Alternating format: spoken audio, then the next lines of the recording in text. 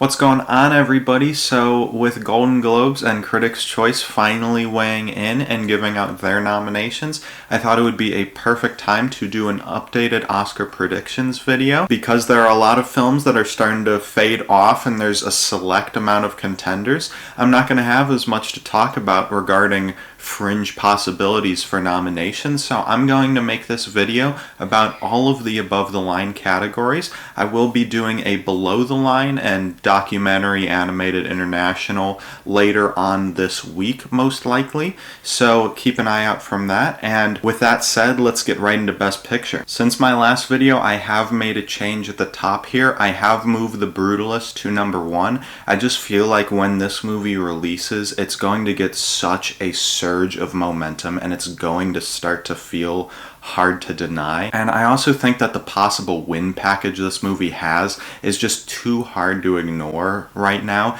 because this thing can realistically win director, 2 acting awards, cinematography, and score. And at that point, like, do you really think Anora is going to beat it just winning actress and screenplay? It's entirely possible. Moonlight beat La La Land by only winning supporting and screenplay, so it's definitely a possibility, but I just think that the win package is too good. I feel like everyone will be saying it's undeniable when it releases, so I have moved The Brutalist to number 1. Anora, still a strong chance to win. I do still think Madison and the screenplay are frontrunners in those categories. We'll get to those later and my reasoning for those, but Anora, very strong. It has won the most Best Picture critic awards so far this year. The Brutalist has been catching up recently, but Anora still a very strong position, still absolutely undeniably top 2. But I just think that The Brutalist might have an edge when it comes out and everyone starts gushing over it. Conclave, I think, is very strong. This isn't a film that is going to get a lot of number 1 votes, but it's going to do very well on a preferential ballot because basically everyone seems to at least like Conclave, so it's going to be getting a lot of 3 through 5 spots, whereas some of these other films are going to get a lot of number 1s and a lot of 10s, or a lot of at least bottom 5s. So Conclave, very much a possibility doing well on the preferential. If it's just getting solid number 3s across the board and some of these other films just are not consistent enough at the top, Conclave has a chance. I mean, it's looking very much like a screenplay win in adapted, so if it gets that, if it's able to sneak another win in there somewhere, there's a good enough package for Conclave here. Emilia Perez, look, the industry loves this movie. It's losing people on film Twitter, on Letterboxd. People aren't liking it there, but we have to face it, the industry loves it, awards voters love it, and this film is just so locked in for the Best Picture nomination, and it's probably going to get the most nominations of any film this year. There are just so many categories where it's right there, looking very likely to get nominated. So Emilia Perez, very, very safe for the nomination. I don't think it can win, though, because it won't do well with the preferential ballot, because it will get a big chunk of number 1s and 2s, but it's also going to have a lot of detractors that place it at number 10, so I don't think it can win, but it is so locked in for a Best Picture nomination, whether we like it or not. Wicked, I know when this came out, a lot of people were getting caught up in the momentum, saying Wicked could win Best Picture. I've always been a little hesitant about it actually winning Best Picture because I'm skeptical of it getting director or screenplay nominations. Once again, we'll get into those categories later and talk about that. But I just don't think Wicked can win at this point.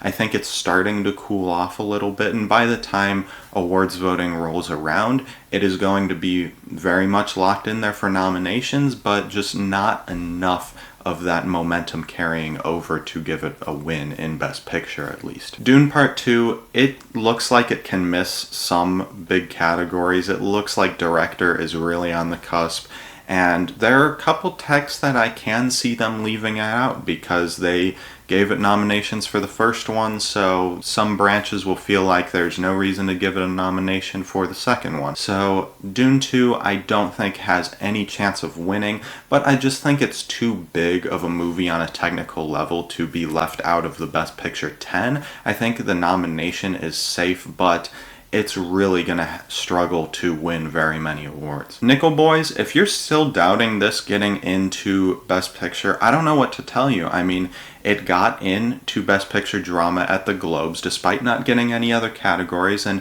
maybe you look at that and say it didn't get in Director and Screenplay. That's a cause for concern. But then it still got in Best Picture over some strong competition, and it got literally every nomination you could have wanted it to get at the Critics' Choice, which is a place that I honestly thought it was going to underperform. So the fact that it is still doing well, it's really hitting home with critic awards. I think this movie is going to be just fine for a Best Picture nomination and a few other major nominations here. I'm starting to worry about Sing Sing because I had this at number 3 in my last predictions video. I reasoned that A24 giving it a theatrical re-release nationwide in January, it's obvious that they're starting to ramp up marketing for it, ramping up a campaign for it, and then it goes and misses everything except Drama Actor at the Globes. And I was like shocked at that. I thought it would be one of the top films there. And so that gives me a lot of cause for concern, but it did very well at the Critics' Choice, got every nomination you could have wanted it to get. So I still think with the subject matter of this film, it's going to get that Best Picture nomination, but it's definitely bottom 3 at this point with that underperformance at the Globes. The substance, I was a doubter. I thought that the Academy probably would not be going for this film because it's a body horror film, but I think I'm getting proven wrong on that, and I'm very happy for that. The Substance, top 3 film of the year for me still so far, so I am very happy to see its overwhelming success with nominations at the Golden Globes and the Critics' Choice. I expected that at the Critics' Choice, but I did not expect it to get 5 nominations at the Globes. I thought if it overperformed 3 or 4, I was not expecting Margaret Qualley. So the fact that it just did so well both at the Globes and Critics' Choice, it's probably going to do well at BAFTA because it is a partial UK-France production, and it's probably going to do well at SAG because the themes of the film really relate to actors. I think The Substance is going to carry this wave of momentum all the way to a bunch of Oscar nominations. Now, a lot of people are looking at the fact that The Substance missed the sound shortlist, saying, oh look, the industry doesn't really like this film as much as we thought. That's bullshit, honestly.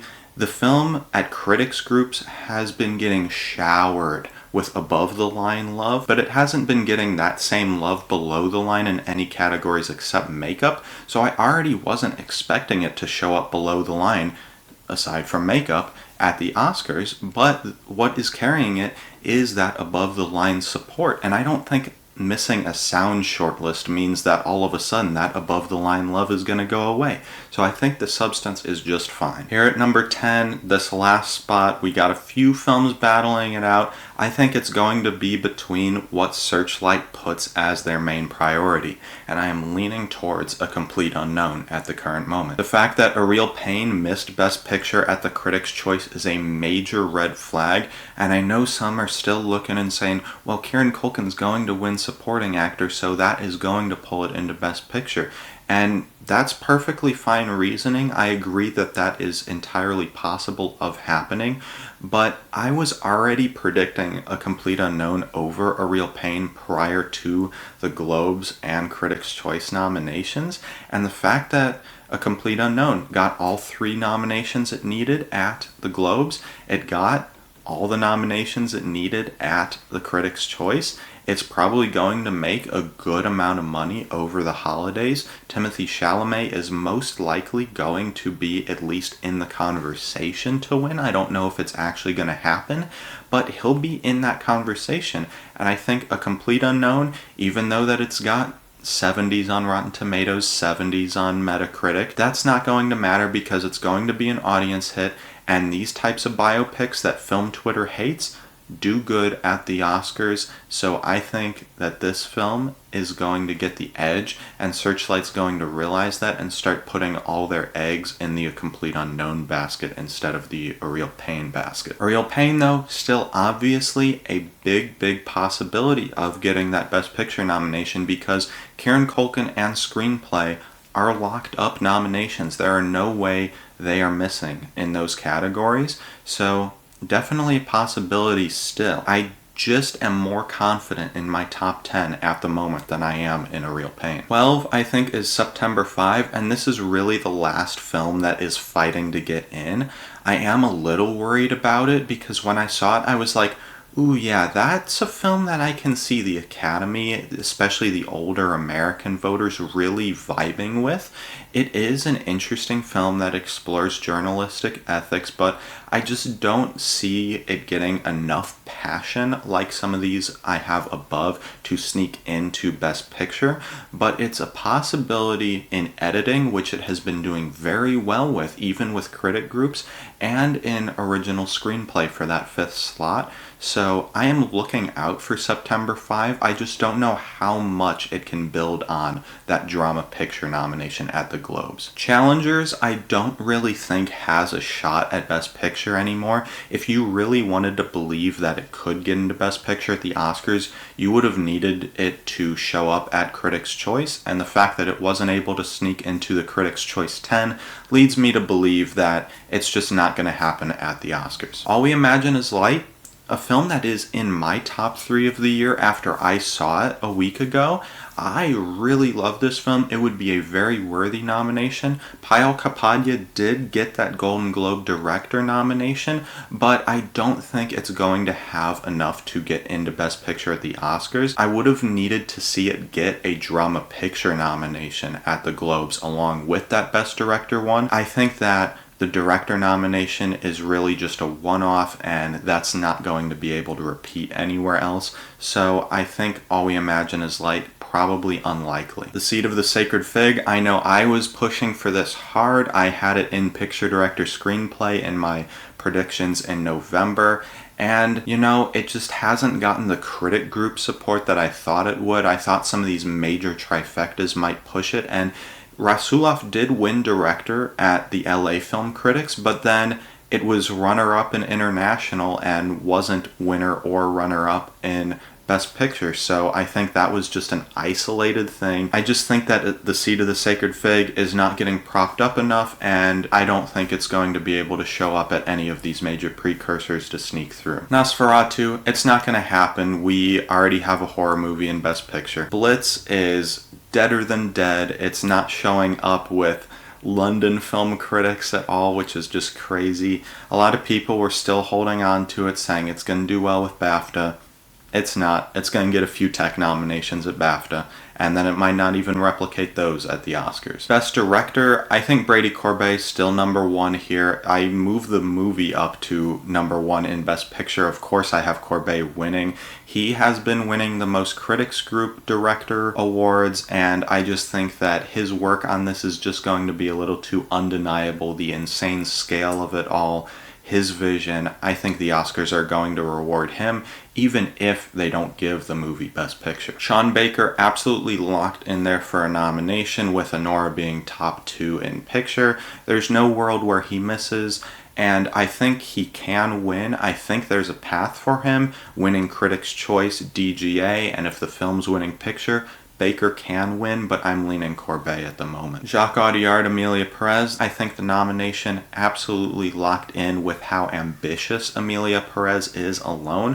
Whether that ambition works for you or not is not the point, because it is working with the industry. Ramel Ross for Nickel Boys, I'm seeing a lot more people starting to come around to Ross in director, and I can see why. I've been predicting him for a few months now in this category. I just think that he is absolutely what the director's branch loves to go for, these auteur, singular vision type films. Everyone says that Nickel Boys, it's adapting a Pulitzer Prize winner. It did not need to be this stylistically ambitious and experimental in order to be well received at the Oscars. But Ramel Ross, being the auteur he is, did that. He took those swings and they are paying off. He's getting into director. And last on here, I have Coralie Farjat for The Substance. She got director at the Globe. She got director at Critics' Choice. She's going to get it at BAFTA, I feel. I just feel like The Substance is going to be this thing.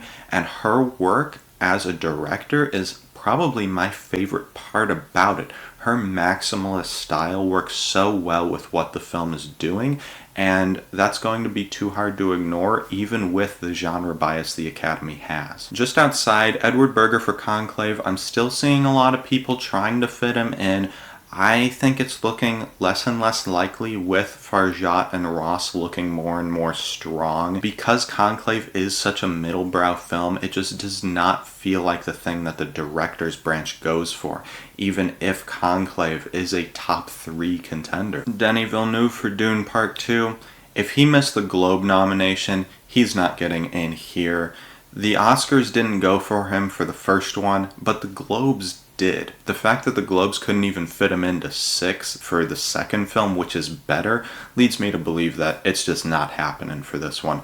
Maybe he'll get that nomination for Dune Messiah, who knows. Payal Kapadia, once again, like I said, feels like an isolated thing getting that director spot at the Globes. I don't think she'll be able to replicate that anywhere else. So there's a chance with how international and how highbrow this director's branch is, but I just don't think that All We Imagine Is Light is going to have enough gas to get this nomination. John Chu for Wicked. If they're not putting Denis Villeneuve in there for his blockbuster film, they're certainly not putting John Chu in there. Moving on to Best Actress, I think Mikey Madison is holding strong here as our frontrunner.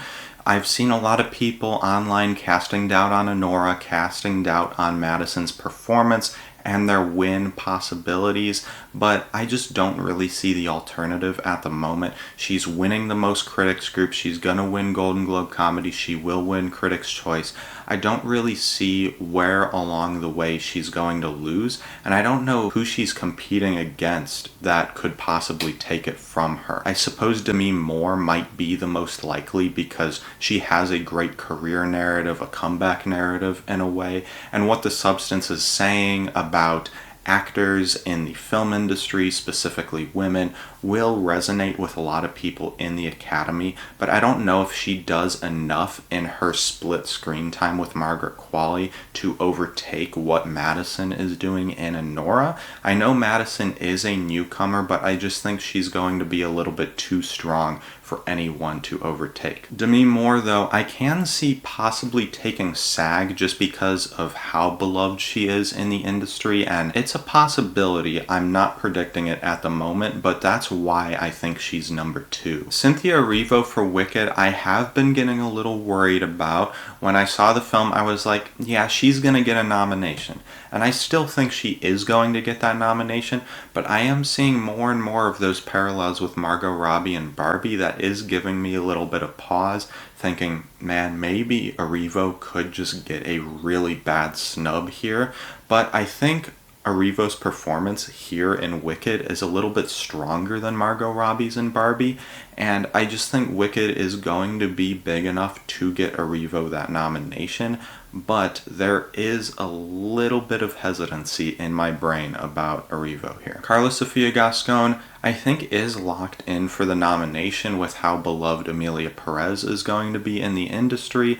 I don't think she has the ability to win because, let's face it, she is going to have to work against transphobia, and while there may not be enough to prevent her from getting the nomination, I do think there is going to be enough to prevent her from winning. I have seen a lot of people toying with taking out Angelina for Maria, and I've thought about it as well, because Angelina Jolie is not performing well with critics, and that's a little concerning because Pablo Larraín's past films have done really well with critics. Natalie Portman and Kristen Stewart were winning the bulk of critics awards, and the fact that Jolie is even lucky to show up as a nominee at some of these places is concerning, but I think Jolie is just going to end up being a Robert De Niro in Killers of the Flower Moon, where they're not performing well with critics, and so a lot of people start to take them out of their predictions, but they still get in just because of how well established they are in the industry, how well respected they are. Angelina, after all, is Hollywood royalty. She's in a biopic role, doing some of her career best work. I think she's still going to get that nomination. Marianne Jean-Baptiste for Hard Truths, I've really wanted to put in this lineup, but I just don't know who to take out.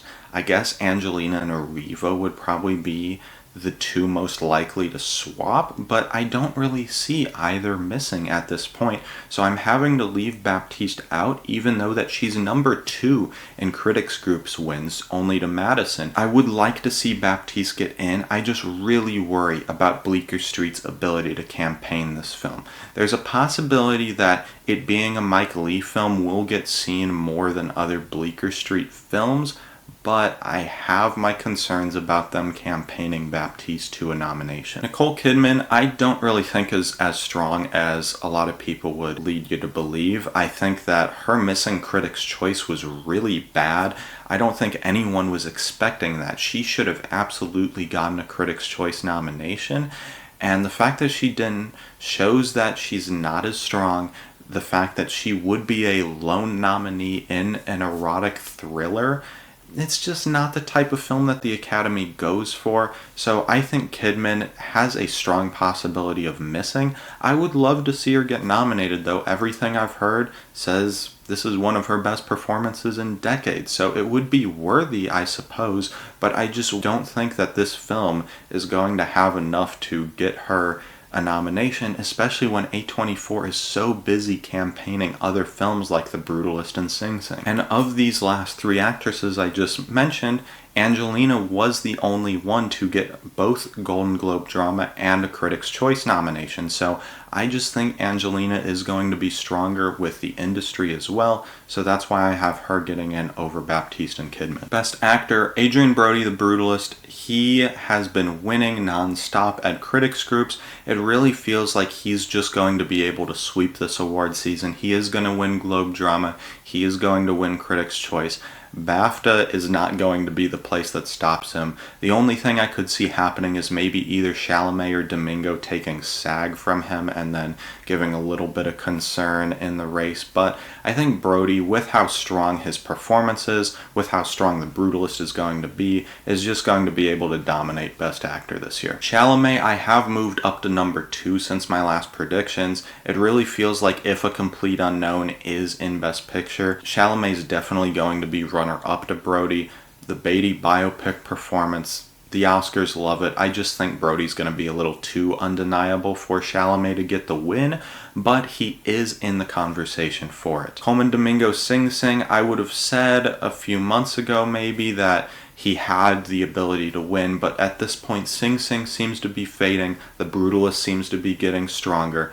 I think we know where A24 is going to put its priorities. Domingo should be safe for the nomination, but he's not going to be able to win. Ralph Fiennes for Conclave. When I saw this film, I did not think that it was a winning performance, and I still believe that. A lot of people were putting Fiennes at number 1 because he has the great career narrative. He's British. He can win BAFTA. He's well respected. He can win SAG. I don't see it happening. I just think the performance is too understated, too subtle to get wins here, and I just don't believe in it. If Conclave is going to be a top 3 contender in Best Picture, it's going to be because it's winning screenplay, not because it's winning actor. Number 5 is looking more and more like Daniel Craig is getting this. He's doing very well with Critics Group's nominations, and he got Golden Globe, he got Critics' Choice, he's definitely going to get BAFTA.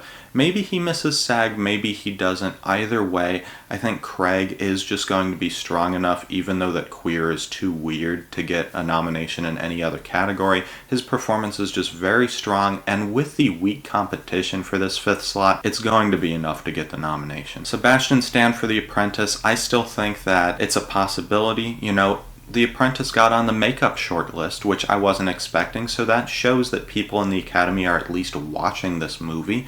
but I still think that people are going to want to distance themselves from it because it's about Donald Trump, and I get that. It's sad that Sebastian Stan's probably not going to get the nomination because he absolutely deserves it. After that, I really don't have much faith in any of these others. Jesse Eisenberg for Real Pain, I suppose, is a possibility because he's probably going to win the Golden Globe Comedy Actor, but if I have a Real Pain missing Best Picture, of course I'm not going to put Eisenberg in Best Actor. Hugh Grant, I suppose, for Heretic is someone we should be taking a little more seriously at this point. He has been getting a strange amount of Critics Group nominations, which is really cool to see. He got Golden Globe, which was expected, but he also got Critics' Choice, which was not. So, maybe Hugh Grant can sneak in there. Supporting Actress, this is the category I'm least confident in. I don't have a set list here that I'm going off of. I'm just going to end up talking myself into doing some things here. But at the top, Ariana Grande and Zoe Saldana are absolutely the two frontrunners. They are the only two that can win this category at this point. And for a while, Zoe Saldana seemed like such a guaranteed frontrunner, and then Wicked came out and Ariana Grande took all of that momentum, and so it's like, does Ariana keep riding that wave, or does Zoe Saldana just rise with the industry love for Emilia Perez? What's actually going to happen at the end of the day here? So let's look at some of these precursors. Golden Globes, we know they loved Emilia Perez. Zoe Saldana is going to win the Globe with how much international support it has. Critics' Choice, Wicked is just going to be their thing. Grande's going to win there no matter what. BAFTA, I think that Saldana wins that because that film's going to have the international support. Then it really comes down to SAG. Does Grande take SAG and the Oscar, or does Grande take SAG and lose still to Saldana? And honestly, I am more convinced at the present moment, that Saldana is still the front runner, and this is because, do I really believe that the Oscars are going to not gatekeep this award and give it to a pop star for a part 1 of 2? I don't believe that is going to happen. I just have such a hard time believing that the Oscars are going to give it to Grande, especially because it's a part 1. If this film was the entire Wicked story, I would be much more comfortable saying, yes, Grande is going to win for this. But with the love that Emilia Perez has in the industry, the international support Zoe Saldana is going to have, I think she is just going to stand on that stage at the end of the day. And even those who don't like Emilia Perez agree that Saldana is the best part of that film. I think she is going to have enough around her, enough respect with her being an industry veteran to take this award, even though that Grande is really strong. Felicity Jones, I'm becoming more and more worried about. She has not been performing well at critics groups at all. The London Film Critics, she just missed today. So I'm really concerned about Felicity Jones, but I'm still going to keep her in here just because I think with The Brutalist winning Best Picture, at least that's how I feel right now, I think Felicity Jones still comes along with the nomination, but I am increasingly less confident in her getting here. Isabella Rossellini, I think, is locked in there for the nomination. She's just someone that everyone loves her. She has film history running through her blood. People want to give her a nomination because of who she is. And the actors branch, who plays favorites to veterans they love, will be giving her a nomination. This last slot, I'm between Danielle Deadwyler and Margaret Qualley, and I really don't know what to do here. I am leaning Qualley just because I feel like she has the Golden Globe nomination, she has the Critics' Choice nomination. Deadwyler missed Golden Globe. She got Critics' Choice, which is awesome, but Deadwyler is also probably going to miss BAFTA, and then it's just up to Netflix's ability to campaign for SAG. I do think Deadwyler still gets a SAG nomination, but on the other hand, Qualley might be number 2 or 3 to win at BAFTA because The Substance is going to be very loved by them, and then I think she is really in line to get a SAG nomination because SAG is just going to be a group that loves The Substance because of what it's saying about actors and people in the film industry in general. I think that this film is going to get so much support at SAG, and Qualley could show up there. And at that point, do I say that Margaret Qualley's going to get snubbed when she gets every major precursor? I mean, it's a possibility. Margot Robbie, as we know, got every precursor and didn't get in. Viola Davis got every precursor and didn't get in. So it's a possibility that Qualley gets every precursor and doesn't get a supporting actress nomination. But I just think that predicting wise, it's safest to go with her because she is going to get into every precursor. Deadweiler, I also have my hesitations about her movie. She is going to be a lone nomination from that film. It has the least passion out of any August Wilson film. They snubbed her for Till. They can snub her again. The fact that the Globes did snub her in a lineup of 6 really leads me to believe that it's going to happen again at the Oscars. Anjanou Ellis-Taylor is someone who I think is very strong, but even if Nickel Boys is getting picture director and a couple other categories, she's just not going to be able to come along with it because she just does not seem to be getting as much attention as the directing and the writing and how the movie is shot. So I think Ellis-Taylor might just get left out even if Nickel Boys is strong at the Academy. Selena Gomez, she got the surprise Globe nomination, and I know I've said that Emilia Perez is going to be really strong with the Oscars. I don't think it's going to be that strong to get Gomez the nomination over some of this other competition because I don't see Gomez getting BAFTA or SAG, so I just think that she's going to miss. Moving on to supporting actor. This is one where I have been switching around the top 3 a lot. I had Clarence Macklin winning in the last video, but I really don't think that's happening after he missed at the Golden Globes. I guess it's a possibility if the Oscars really eat up his narrative, but I don't think Sing Sing is going to be strong enough to get that. So that leaves me to Guy Pearce and Kieran Culkin. I think Guy Pearce is going to take this. Culkin has been winning the bulk of Critics Group's awards, but Guy Pearce has been winning more as of late than he had earlier on. So I think Pearce is starting to get a little bit of momentum, and when that surge hits for The Brutalist, Pearce is going to get that effect as well, and I think he's going to end up taking this award. He's probably going to win the Globe. He's definitely going to win BAFTA. I think Culkin can still win Critics' Choice and SAG. It just comes down to whose film is stronger. If I have A Real Pain Missing and I have The Brutalist winning Best Picture, I'm going to give the edge to Pearce at the moment. Edward Norton, he is looking good for a nomination with A Complete Unknown's strength here. Everyone who's seen it says that he's really good in it. He's doing everything you need to get that Oscar nomination. And because the industry is just going to like this type of middlebrow biopic, Edward Norton makes a lot of sense to get that supporting actor nomination. This last spot really just comes down to 2 people here, Denzel Washington or Yuri Borisov. I'm leaning Denzel Washington right now just because he is Denzel Washington. I know Gladiator 2 is completely gone from Best Picture. It's nowhere close, but Denzel Washington is just so well respected. He gets in for such less notable works like Roman J. Israel Esquire, which everyone thought was just fine.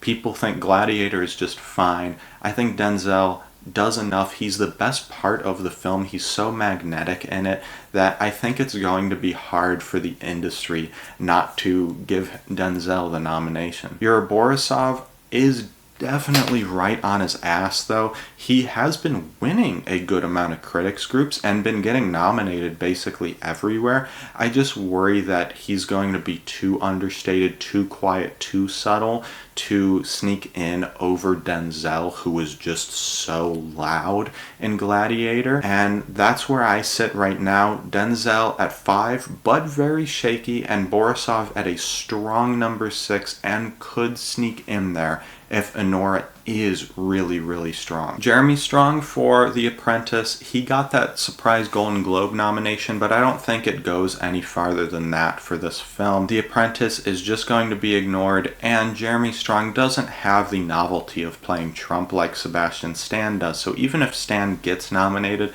I don't think Strong is going to be able to because the competition in this category is just too much. Stanley Tucci for Conclave, seems like he's kind of dead for the Oscar nomination at this point. Like, there's a possibility he gets that lone BAFTA nomination just because BAFTA is going to really like Conclave quite a lot. But I think that Stanley Tucci, it makes sense that he's missing. He's good in the movie. He's in a lot of the movie. There's no one scene where he really pops in comparison to Ralph Fiennes or even Isabella Rossellini. So I think it makes sense that Stanley Tucci is just going to miss, even though that Conclave as a film is going to be really strong. Original screenplay, if Anora wins one award, it's going to be this one. This has been such a locked-in win since May when it premiered at Cannes, and I just don't see anything taking this award away from Sean Baker. This is going to be a perfect way to get Sean Baker his Oscar, because if he's not winning picture or director, he can still win this, and he is going to. The Brutalist is definitely locked in for a nomination, but same reasoning as my last video. If Oppenheimer couldn't beat American Fiction in screenplay, The Brutalist is not going to be able to beat Anora. A Real Pain, if I don't have it in Best Picture, I don't have it winning here. I don't think it's going to be win competitive, but there is no reality in which it misses this nomination. It's just such a writery movie, and the nomination is locked. After that, The Substance, with how weak this category is, even if it wasn't getting into Best Picture because of genre bias, I still think it gets the screenplay nomination, because the film, let's face it, is going to be strong enough for this at the very least. After that, I really have it between September 5 and Challengers. I'm leaning September 5 because I think it's going to be a little bit closer to picture. I also think September 5 is getting an editing nomination, and it feels very weird to have a film get a lone editing nomination. So I have it getting here in original screenplay. It's going to be a film that I think Paramount pushes enough to the industry specifically to get it here, just not in Best Picture. Challengers, definitely very close to it though. It got the Critics' Choice nomination like September 5 did. I just worry about Challengers performing in the industry, but definitely a possibility with how weak this category is, and if September 5 does fail to make a splash, Challengers is absolutely going to take that slot from it. All We Imagine Is Light, once again, with director, I thought that was an isolated incident. I don't think that that nomination is going to signal a big award success, but I have it here just in case that it does overperform with the Oscars, since they are getting more international, but I don't see it happening. Hard Truths, Michael Lee, very, very well respected in the Academy. There's a possibility that even if Hard Truths isn't getting any other nominations, even Mrs. Marianne Jean-Baptiste, an actress, that Michael Lee is able to get the screenplay nomination just because the Academy loves him so much. Ever since Secrets and Lies, which got a boatload of nominations, he has gotten 4 other screenplay nominations since then. So Hard Truths possibly could add to that tally, but I'm saying that Bleecker Street is not going to be able to campaign it enough. The Seed of the Sacred Fig, I also had this in screenplay last time, but this definitely is not happening. I just don't see Sacred Fig being strong enough to get any nomination aside from international. Adapted screenplay, like I said in Best Picture, I think Conclave is looking very good for this award. It is a very writery movie. There are a lot of twists and turns, it's very engaging, and it's a very fun film to follow all the way through. I think Conclave looking very strong for this award at the moment. Sing Sing, I think, is still a possibility. The fact that it didn't get the nomination for screenplay at the Globes is what really draws me back from putting Sing Sing at number 1. But there is a good chance this could happen, because if you look at the screenplay and story credits, a lot of the cast of this film are getting story credits. Clarence Macklin and a couple others. So if the Oscars want to award Sing Sing and screenplay, it would almost be like giving it kind of an ensemble win.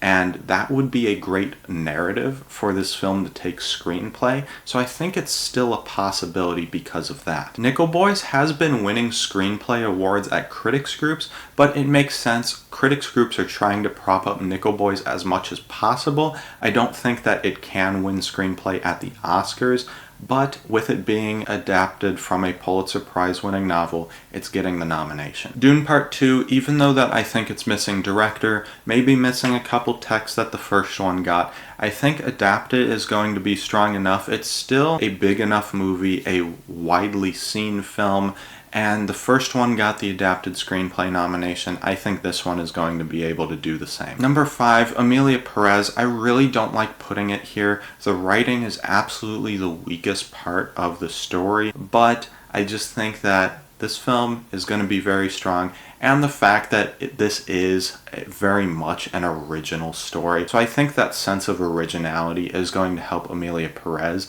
get this last spot over Wicked, which Broadway adaptations a lot of times don't get screenplay nominations. Musicals in general a lot of times don't, but this last spot is between two musicals, so I think the more original one of Emilia Perez is going to get that edge over Wicked. A complete unknown. These biopics generally don't get screenplay. Bohemian Rhapsody didn't, Elvis didn't. They were both in Best Picture. They both got nominated for a lot of awards. Bohemian Rhapsody won a lot of awards. If they weren't going to be able to get into screenplay, A Complete Unknown won't be able to either. I'm Still Here.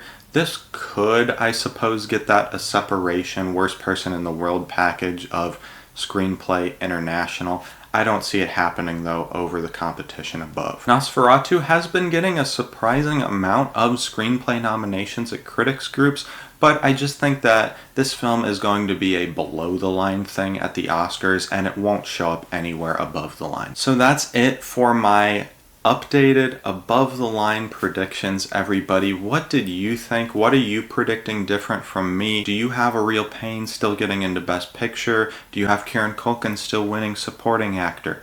Where are you on The Brutalist versus Anora? Who do you think is getting snubbed in some of these categories? Let me know your thoughts below. And if you liked what you saw here today and you'd like to see more, subscribe to follow the odyssey that is Oscar season.